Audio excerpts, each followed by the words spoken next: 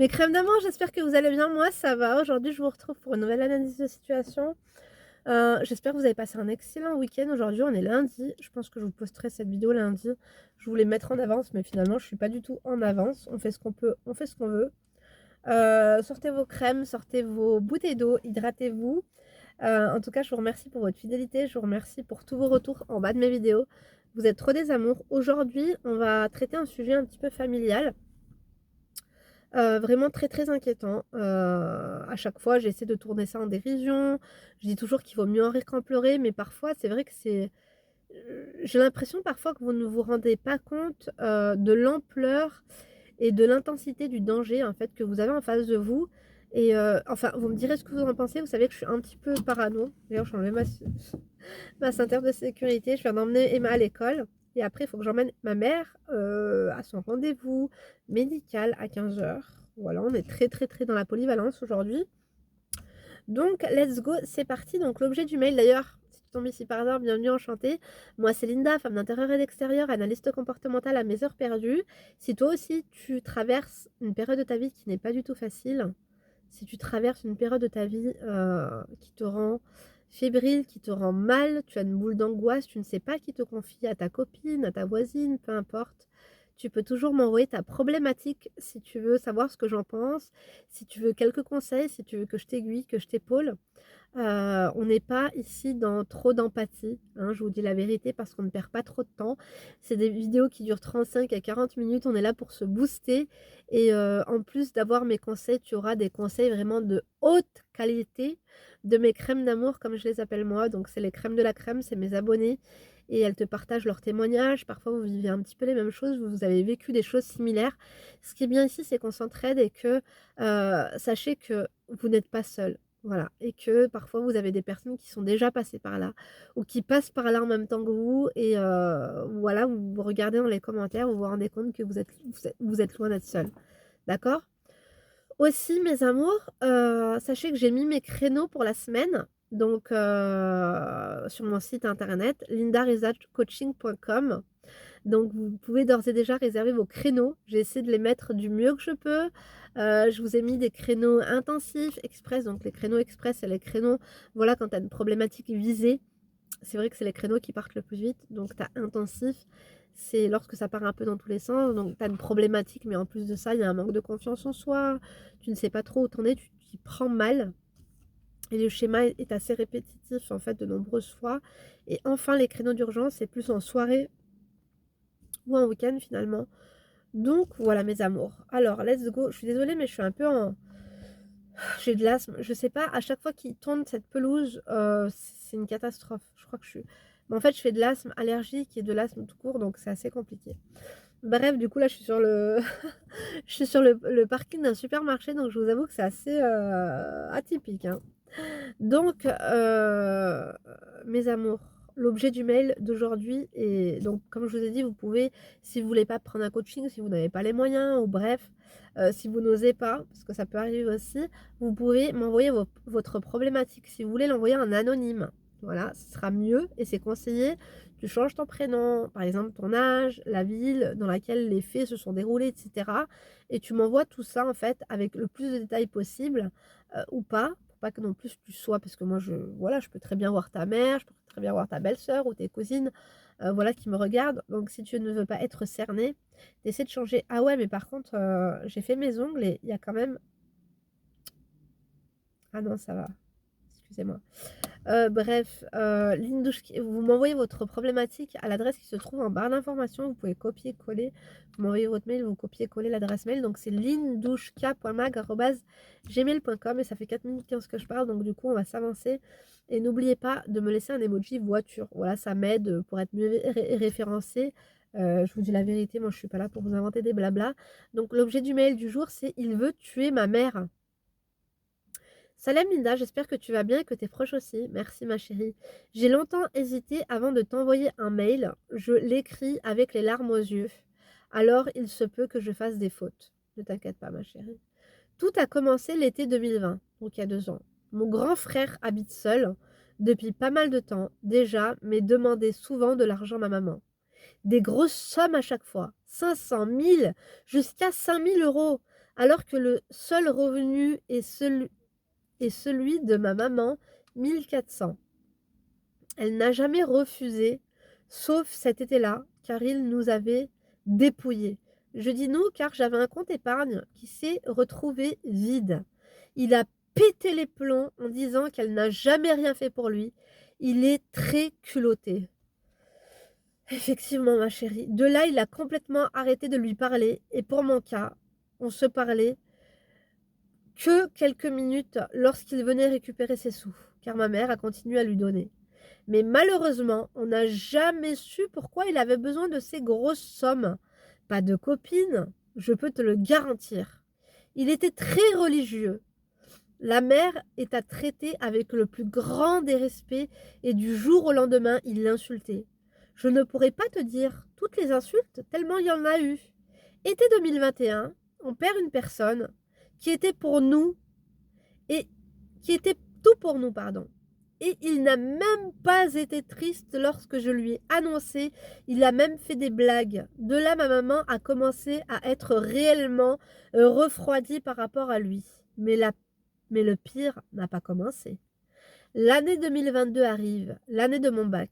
Il ne le savait même pas, comme il s'en fout. Il appelle ma maman en lui disant qu'il veut mourir. On ne comprend pas. Il nous explique qu'il a des problèmes de santé depuis 10 ans et que ma maman ne l'a jamais aidé et que c'est à cause d'elle. Qu'il ne s'est pas soigné, comme si comme si elle se soignerait à sa place. Lol. Ce qui est faux.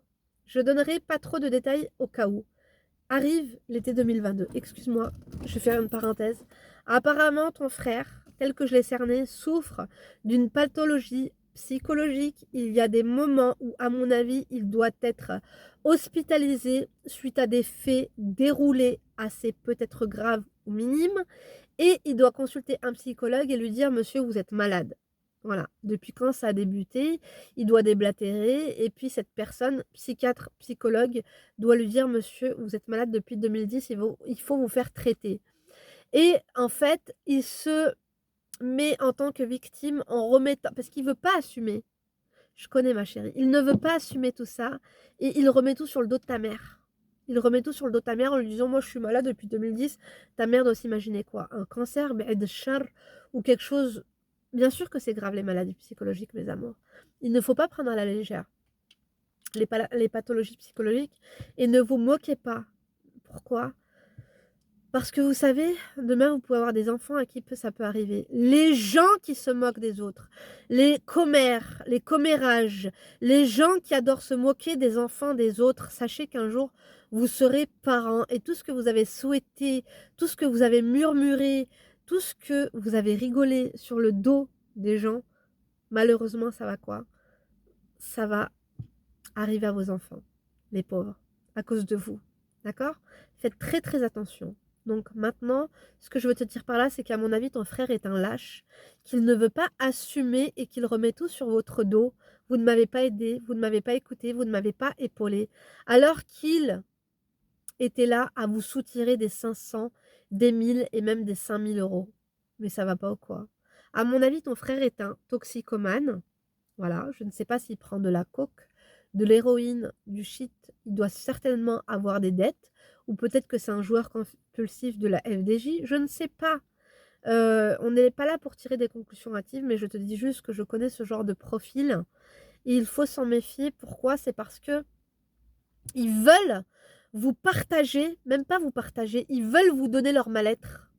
Ils veulent vous le propager, vous le mettre dans le creux de votre main et vous dire: ok, maintenant tu es au courant, aide-moi, parce que moi, je ne fais rien. Ils veulent se soulager de leur mal-être, de leurs maux, et vous donner ce flambeau. Êtes-vous capable? Aidez-vous déjà vous-même, mes amours. On est tous des êtres humains, ou pas. On a tous deux mains, deux jambes et même une langue, pendue ou pas. Débrouillez-vous, débrouillons-nous. D'accord? On peut être épaulé, mais tu ne peux pas, en fait, mettre ta mère dans le mal comme ça. Parce que sinon, tu n'es pas un homme. Et tu sais quoi? Bon, je vais lire la suite, mes amours, parce que là, j'ai beaucoup de choses à dire. Continuons. Donc ce qui est faux, je ne donnerai pas les détails, il m'appelle et me dit qu'il va arriver à la maison pour tout défoncer et en faire de même avec notre mère. Je panique, je ne sais pas quoi faire. On attend notre maman, il arrive, il casse des choses. Environ 2 000 € de casse et veut s'en prendre à ma mère. Elle le menace d'appeler la police, il part. Mais quel genre d'enfoiré est ton frère? À vouloir menacer sa mère, à vouloir vous menacer, à vouloir casser les meubles. Appelez-lui les flics et cassez-lui la gueule. Moi, ce mec, je te jure, il m'appelle et me dit, j'arrive, je vais vous fracasser la gueule. Je l'accueille avec une barre en fer, avec une batte, avec une cuillère en bois, avec une pied de biche, avec un pied de table en bois, peu importe, je l'encoule. Toi, tu veux frapper ma mère, j'appelle les flics. Nous avons été menacés. Ok? Ce n'est pas la légère. Le forcené a l'habitude de venir tout casser. Il y a des assurances immobilières là qui vont tout vous restituer. Comment ton propre frère, ta mère t'aide? Ta mère te donne de l'argent et en plus tu veux la frapper, tu la veux la rendre responsable de tout ce qu'il t'arrive? À moins qu'on ait loupé un train, un avion, un bus, peu importe, et que ta mère soit responsable de certaines choses qui les menaient à là, comme de la violence psychologique, comme de la violence, la maltraitance physique. Il l'aurait dit. Il te l'aurait dit, il t'aurait dit voilà ce que maman m'a fait.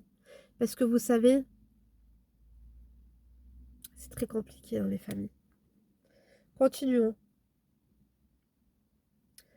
Donc, il m'appelle, donc ça j'ai vu, il casse tout, elle le menace. Jusqu'à maintenant, je ne réalise pas.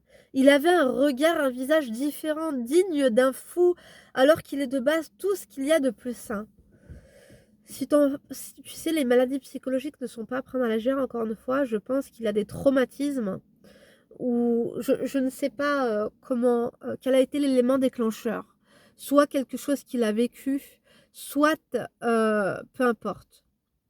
Il se peut qu'il soit devenu bipolaire, schizophrène ou quoi aux caisses, et ce n'est pas des choses à prendre à la légère. Et je pense sincèrement à ce stade du mail que vous devriez appeler une ambulance et leur dire voilà, allô, bonjour, mon fils est en train de tout casser. Ce n'est pas dans son habitude. Il nous fait une phase psychologique assez virulente et je pense qu'il a besoin en urgence d'une aide psychologique. Je pense que ton frère était à interner. Alors attention, parce que quand on parle d'internement, on parle tout de suite de fou, de machin.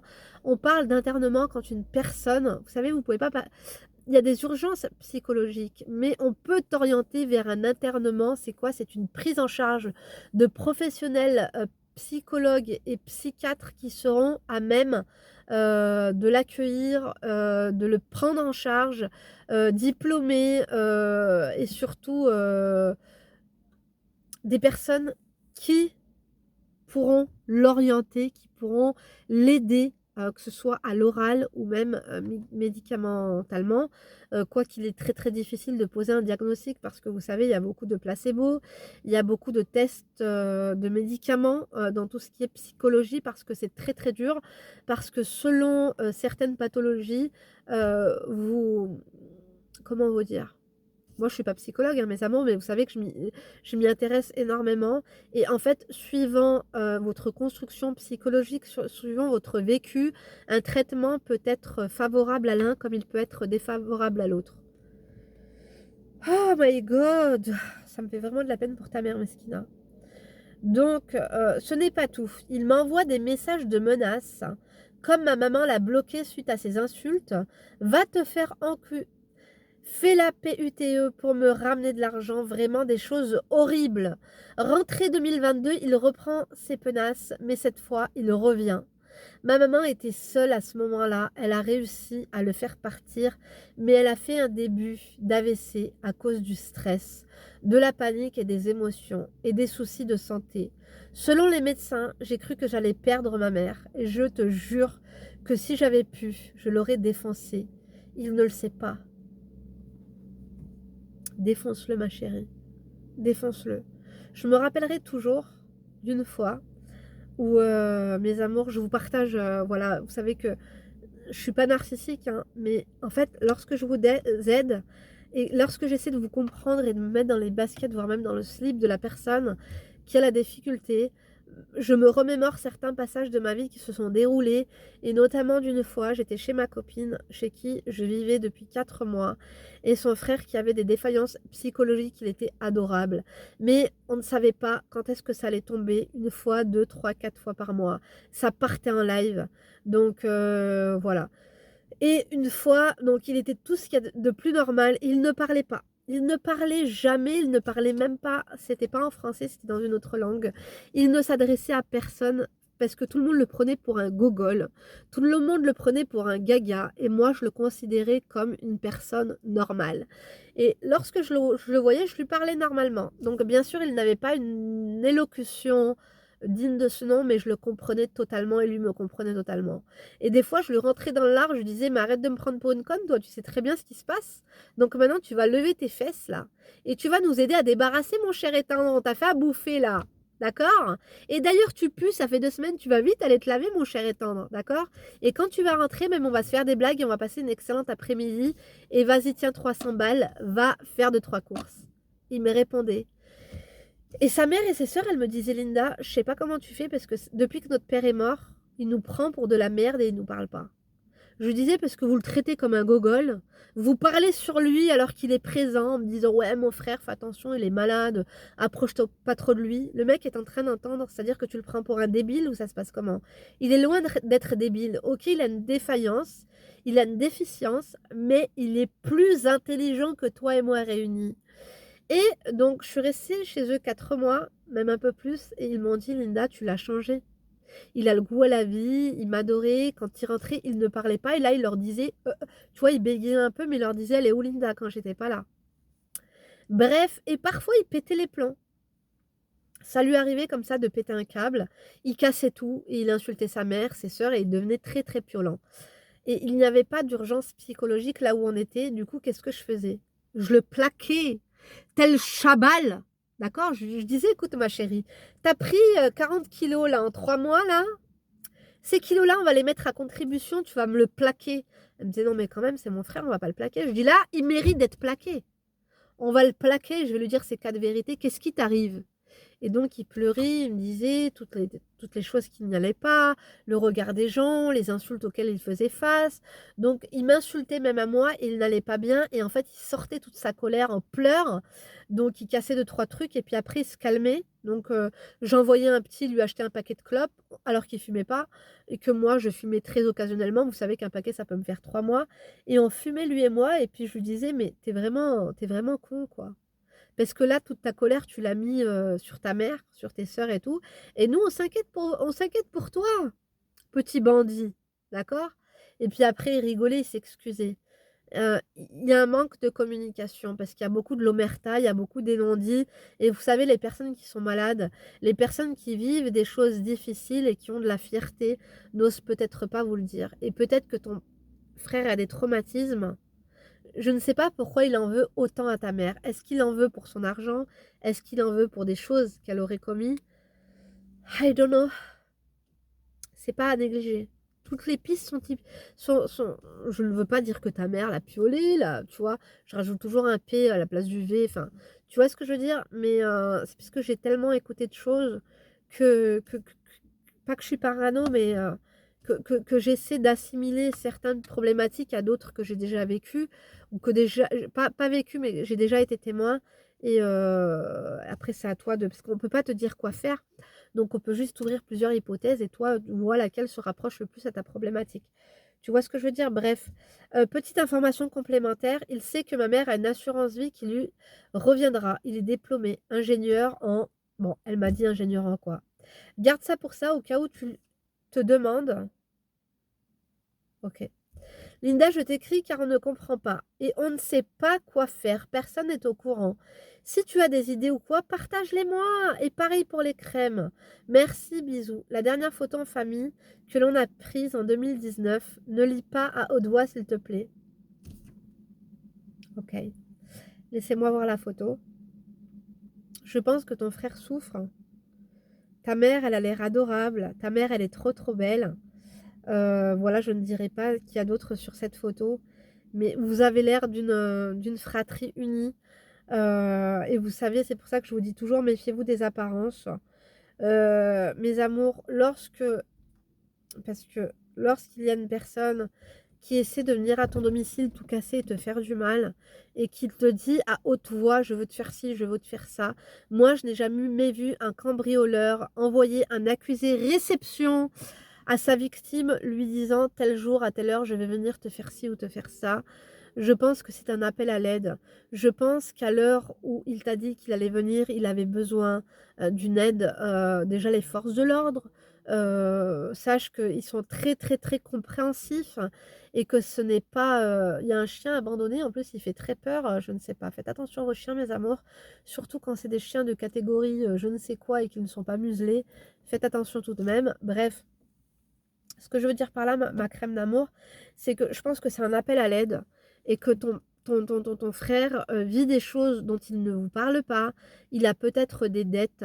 Je suis désolée, mais 1 000 €, 500 ou peu importe, lui donner, ce n'est pas l'aider. Il faut lui demander pourquoi et c'est déjà arrivé que, par exemple, j'aide telle ou telle personne, je le fais beaucoup moins, mais donne-moi ta facture et je te la paye. Mais ne viens pas m'inventer tes problèmes à 2 balles. Ou c'est pas des problèmes à 2 balles.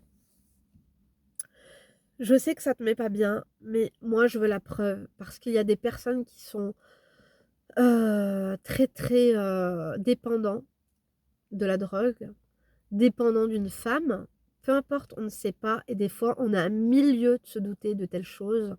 Et il n'y a rien de mieux que la, communication et une prise en charge psychologique.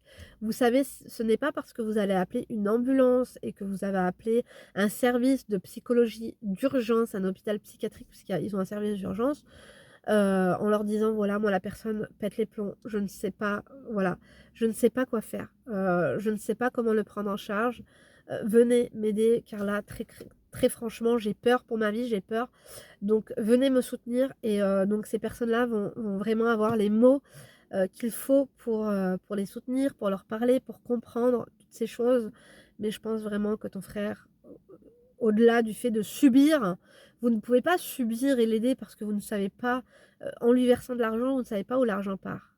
Est-ce qu'elle part dans des doses de drogue? Est-ce qu'elle part dans des, heu, encore une fois, dans des dettes? On ne sait pas. Faites appel à des professionnels de santé. Dites-leur: «Prenez en charge mon frère». Peut-être que ce qu'il n'a pas envie de vous confier à vous, il le confiera à des personnes, des professionnels qui ont eu leur diplôme, qui ont étudié 3, 4, 5 ans pour, savoir déceler les lacunes, pour savoir lire entre les lignes et pour savoir comprendre et gérer de telles situations. Vous ne pourrez pas gérer ça, toi et ta mère.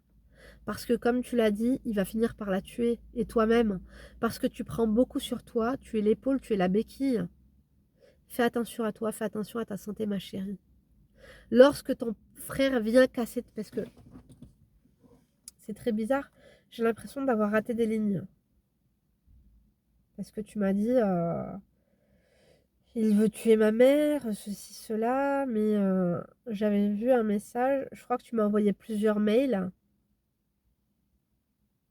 Donc ouais, ma mère était seule à ce moment-là et il a réussi à le faire partir, mais c'était, voilà, un début d'AVC.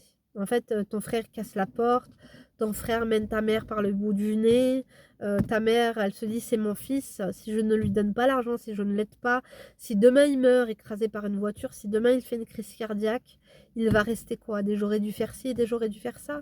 C'est compliqué quand on est mère. Mais là, en fait, ce n'est pas de votre ressort.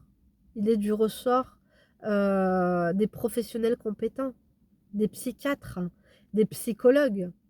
Vous savez, si vous emmenez votre frère, si vous le faites interner en hôpital psychiatrique pendant ne serait-ce que 20 jours, au moins qu'il pose un diagnostic, et que vous suivez ça de très près, parce qu'il faut moi je vous ai pas parlé de tout ça, je devais faire une vidéo avec mon frère parce que lui il a été interné 2 fois et je l'ai interné d'ailleurs une fois, mais il faut suivre ça de très, très près parce que vous savez lorsque les personnes sont récalcitrantes, lorsqu'elles sont, difficiles à gérer, on leur donne des, traitements de cheval pour les endormir, pour pas qu'ils nous fassent chier, pour pas qu'ils sonnent toutes les 2 secondes à nous dire: «J'ai besoin de toi, j'ai besoin de parler, je pleure, je fais une crise». On leur donne des somnifères, là et vas-y. On leur fait des piqûres de cheval et vas-y dors et fais-nous pas chier. Nous, on a essayé et je vous ai pas tout raconté parce que vous savez quoi? Certaines personnes adorent la justice, adorent les procédures, alors que c'est des merdes. Et moi, la seule chose que je voulais éviter, c'est que quoi? C'est que leurs gosses se finissent où? En foyer, qu'ils soient placés. Je voulais pas ouvrir ma bouche et j'ai dit à mes sœurs, vous savez quoi? On ne parle pas. Parce que on sait très bien. La meuf, c'est une enfoirée, mais on sait très bien ce qui se passe dans les foyers. On sait très bien ce qui se passe dans les familles d'accueil. Et là, je généralise parce que je sais qu'il y en a des très très bien. Est-ce que ça se passera mieux que chez leur mère lugubre? On ne sait pas, alors on se tait. D'accord? On n'enlève pas les enfants à une maman comme ça. Et moi, mon frère était dans le mal et je lui ai dit, tu sais quoi? Tout ce que tu sais, tu te tais. Pourquoi? Parce que c'est une enfoirée, c'est une cas sociale. Voilà, elle a tous les défauts du monde. Mais je ne pense même pas à elle là-dedans. Même si elle pense que ses gosses sont des portefeuilles parce qu'elle ne les voit que comme tels, nous, on ne veut pas qu'ils se retrouvent chez l'ASE. D'accord? Donc, shut the fuck up, ok? Laisse-lui, laisse-la profiter des sous pour qu'elle aille à s'acheter ses clopes et faire ses mèches et ses ballerines de chinoiserie ou je ne sais quoi. Mais on va se taire. Et du coup, on l'a interné, mais ce qu'on a fait, c'est qu'on y a été tous les jours. Tous les jours! Et on a pris un avocat. Et on avait le médecin traitant qui appelait tous les jours et qui veillait à ce que tous les traitements que l'on donnait à mon frère soient adéquats. Parfois, ça n'a pas été adéquat et on a pété les plombs. On a fait appeler un avocat. Et là, ça a été adéquat parce qu'ils ont voulu nous le rendre légumes. Ils ont voulu nous le rendre légumes parce que quoi? Parce qu'il était récalcitrant et on le savait très bien parce que frère, si on t'a envoyé cet énergumène, c'est que nous-mêmes, on n'a pas réussi. Toi, tu es payé pour. Nous, non. C'est notre frère, on a fait ce qu'on a pu. Toi, fais ce que tu peux, mais n'essaie pas de t'en débarrasser en le rendant un légume un petit peu broyé, en le rendant plus bas que terre, avec une meuf qui essaie de vous appeler à vous bourrer le crâne alors qu'elle n'a aucun statut. Parce que là, finalement, moi, je vais péter un câble et s'il faut, je vais mettre un coup de pied dans la fourmilière, je ne veux pas du tout. Parce que vous savez quoi, j'ai tous les défauts du monde, mais moi, quoi, je ne me mêle pas de la vie des gens et je ne réponds pas au mal par le mal. Je sais que la vengeance, parfois, ça prend du temps. Quand je vous parle de vengeance, je vous parle de la vengeance de là-haut. Des fois, on se dit, ça n'existe. Astaghfirullah ya Rabbil Aziz Samahni. Des fois, je me dis, ça prend du temps, ça n'existe pas. Qu'est-ce qui se passe? Les enfoirés, les satanistes, bref, réussissent mieux que nous. Ça va prendre combien de temps cette affaire, mes amours? Ça prendra le temps qu'il faut. Et encore, à l'heure d'aujourd'hui, des fois, ça n'a pas encore pris. Mais ce n'est pas grave. Pourquoi? Parce qu'on ne se rabaisse pas et que le jour du jugement dernier, on sera clair dans nos bottes. Moi, je préfère que Dieu me fasse chier pour une clope fumée un vendredi alors que j'étais stressée, pour un verre de vin bu un dimanche parce que j'étais encore une fois un peu désemparée ou que j'avais besoin de high bitch, tu vois. Mais ça là, ce que vous faites vous là, non merci, moi je ne saurais assumer le jour du jugement dernier, mes amours. D'accord? Bref, tout ça pour te dire que là, en fait, vous ne pouvez pas assumer, vous les filles. Ta maman, toi, ta soeur, bref, vous ne pouvez pas assumer ce genre de choses. Vous avez besoin d'aide. Vous ne pouvez pas vous faire casser la gueule. Là, tu me dis quoi? Ma mère, elle a une assurance vie. Le mec nous penace de mort. On ne sait pas. Il y a des hommes, il y a des garçons de 12 ans qui ont tué leurs parents parce qu'ils en avaient marre. À qui le tour, on ne sait pas. Moi, je vais vous dire une chose. N'attendez pas qu'un drame se produise pour dire j'aurais dû faire ci ou j'aurais dû faire ça. Ne regrette pas ce que tu vas faire. Parce qu'au pire des cas, qu'est-ce qu'ils vont lui faire? Ils vont lui foutre une piqûre, il va dormir pendant 3 jours, alléluia. Au moins, vous saurez où il est, il serait pas à la morgue. Il sera pas je ne sais où. Tu vois ce que je veux dire ou pas? Pense à ta mère. Le mec, là, n'est pas normal. Tu me dis qu'il est étudiant, je ne sais quoi, là. On s'en fout. On s'en fout. Moi, je vous dis pas, vous savez, les gens les plus ouf, c'est pas les cassos. Non. Quand on en sait trop, on pète les plombs. Ou pas. Lui, il a une défaillance dont apparemment vous ignorez la cause. Drogue, chantage, je ne sais pas. Peut-être traumatisme d'enfance, tu ne sais pas. Peut-être qu'il ne s'est pas confié à toi. Et peut-être que tout ça, c'est juste un appel à l'aide. Juste demande-lui, mon frère, d'accord, viens faire tout ce que tu veux. Mais qu'est-ce qu'il y a? Est-ce que tu as besoin de te confier sur quelque chose? Tu sais prendre... Tu sais, des fois, tu as une personne au bout du fil qui crie, qui pleure, qui pète les plombs. Mes amours, je vous raconte pas ma vie, mais ça m'est arrivé il y a très, très, très, voilà. Je vais vous dire, il y a moins de 4 jours, donc on m'a crié dessus, on m'a insulté de tous les noms. Et face à ça, tu peux pas crier. Tu peux juste lui dire, écoute, Rabbi Yahdik, et j'ai rigolé. Je lui ai dit, mon frère, dis-moi ce qu'il y a. Moi, je peux t'écouter, mais tout ce que tu me dis en criant, moi, je l'entends pas. Je ne le comprends pas. Donc, si tu as quelque chose à te confier, si tu sais la pire des choses, le pire des vices, je suis prêt à l'entendre. Mais ne me fais pas ta scène là des fourberies de scapin là, parce que ça va pas le faire avec moi. Ok? Donc, mes amours, ma chérie, je te dis juste que selon moi et d'après moi, lorsque vous êtes menacé de mort, menacé de choses terribles, la seule chose qu'il faut faire, c'est quoi? C'est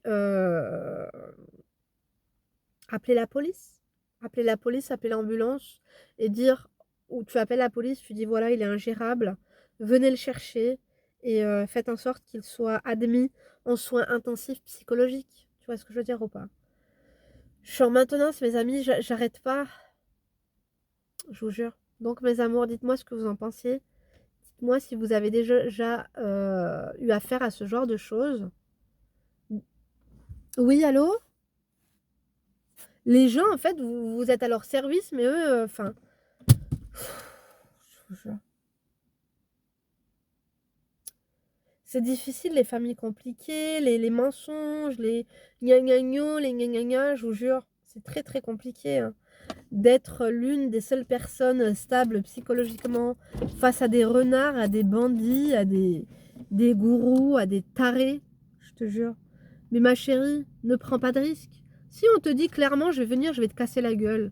Toi, tu vas être là, tu vas accueillir la personne, limite avec un tel amende et deux doigts macroudes, mais MDR, moi, la seule chose avec laquelle je peux t'accueillir, c'est ça, et une batte, le mec qui range, je l'assomme. Je vous ai pas tout raconté, des fois, je vous disais des choses et tout, mais n'ayez pas peur de ces gens. Parce que plus vous avez peur d'eux, et plus ils vous chieront la gueule et ils vous feront du mal. Moi, je me rappellerai tout le temps. Je crois que c'était il y a 2-3 ans et je vous disais dans mes chats make-up, j'en ai marre, il m'arrive des trucs de fou, je peux pas vous les raconter parce que ma mère elle me disait fais attention à ce que tu racontes dans tes vidéos, les voisins, les machins. Je dis je m'en fous. Si tu savais toutes ces personnes à qui tu me parles, à qui il faut faire attention, ce que je sais sur eux, sur leurs enfants, sur leurs maris, sur leur mode de vie, c'est des cassos, ils sont pas mieux que nous. Fuck si vous passez par là. J'ai dit, bon, ok, je vais préserver ma mère, je vais pas tout le raconter. Mais moi, moi, si tu veux faire du mal à ma mère et à moi-même, si tu veux faire le mac, là, alors que face à tes potes, à tes meufs, t'es la plus grosse des baltringues, moi, je t'accueille avec un balai. Un balai de Jiffy à 3 euros. On n'adore pas du tout Jiffy. Je lui ai pété à la gueule. Bien sûr que oui. Après, bien sûr, j'ai appelé la gendarmerie. Chut. Allez, déblayez-moi le plancher avec cet énergumène. Bon, ben voilà, c'est compliqué. Après, voilà, tu culpabilises. Pendant 1 ou 2 semaines, tu fais un suivi. Et après quoi, tu as une discussion et on te dit merci. Merci d'avoir fait ça parce que tu sais quoi, j'en avais besoin. D'accord, mes amours? Donc, ma chérie, ne te laisse pas faire. Tu n'es pas compétente pour gérer une telle situation. Toi et ta mère, là, préserve ta maman. Et je sais de quoi je parle parce que moi, je pense que je n'ai pas préservé assez mon père. Et il en est décédé. D'accord, mes amours? Préserve ta maman. Le stress tue. J'en suis témoin. Donc, donnez-nous vos témoignages. Je sais que vous avez beaucoup de familles très très bizarres. Voilà, on a toujours un élément perturbateur ou plusieurs. On adore ou pas, on n'adore pas du tout. Dites-nous quelle est la sage décision. Moi, je ne peux pas dire ce que tu as à faire. Je te dirais juste number one. Lorsqu'il se passe un truc comme ça, porte plainte ou préviens la police en disant la personne n'est pas normale. Psychologiquement, elle part en live. Venez avec une ambulance, s'il vous plaît. Voilà. À la limite, ils vont le foutre sur un brancard. Ils vont lui attacher les bras, lui attacher les jambes, et ils vont vous le déblayer le plancher. Parce qu'à partir du moment où... je sais même pas... En fait, c'est quoi? T'es possédé par qui? On ne sait même pas. On ne sait pas par qui ces gens sont possédés. Donc, on doit se protéger. Voilà. Boucle-le-moi, shut the fuck up, et déblaye le plancher. Parce qu'on n'est pas responsable de tes états d'âme. On t'a aidé quand on l'a pu. Quand on l'a voulu. D'accord? Quand tu en as eu besoin. Basta cola. Ok? Mes amours, en tout cas, voilà, moi je vous embrasse. J'espère que vous passez une excellente journée. Moi, en tout cas, c'est le cas. Je vais rentrer chez moi, je vais faire, une bonne lessive. Encore une fois, je pense que je vais devoir attendre que la personne discute et raconte sa vie dans le rayon PQ, dans le rayon, légumes, voilà. Moi, je vous embrasse. Je vais essayer de voir, je vais essayer de parce que j'ai deux trois trucs administratifs à faire très importants. Pensez à vous, mes amours, et ne vous laissez pas endoctriner, ne vous laissez pas emballer, ne vous laissez pas, d'éteindre par le mal parce que vous n'avez rien demandé. On peut assister les gens, on peut les aider s'ils ont besoin d'aide. Mais si on n'est pas compétent, on doit donner le relais à d'autres personnes compétentes. Ok? Ne culpabilisez pas. D'accord, mes amours? Moi, je vous embrasse. N'oubliez pas de liker, mettez-moi, bien sûr. Au moins, je sais que vous serez tombé par là. Si vous n'avez pas de témoignage et tout de message de soutien, n'oubliez pas de me laisser au moins un emoji voiture. Je vais essayer de me rapprocher un peu plus vers l'entrée là-bas. Au moins la personne se dira bon, elle s'impatiente. Ah bah d'ailleurs il y a mon frère là, on a du repas. Bien sûr que oui. En plus je devais aller boire le café chez lui il y a 2 jours, j'ai pas été. Donc faut que je trouve le temps. Mes amours, moi je vous embrasse, je vous remercie de m'avoir écouté jusqu'ici, je vous remercie pour votre soutien. Dites-nous ce que vous en pensez, vous laissez un emoji, vous n'oubliez pas de liker, toser ou fucker. Faites ce que vous voulez, faites ce que vous pouvez. Et du coup, rendez-vous demain pour une nouvelle vidéo. N'oubliez pas qu'il y a 2 vidéos, enfin il y a une vidéo par jour, excusez-moi. Peut-être que je vais essayer de vous faire 2 vidéos le dimanche. On va essayer de reprendre les bonnes habitudes comme elles étaient avant. Parce que je sais que vous kiffiez ça. Affaire à suivre. D'ailleurs, entre 2 vidéos, n'oubliez pas de me rejoindre sur mon Instagram, @linda_acromakeup. Tous les liens sont en barre d'informations. Je te remercie et du coup à demain pour une nouvelle vidéo. Et d'ici là, bien sûr, ne te laisse pas faire. Gros bisous ma princesse.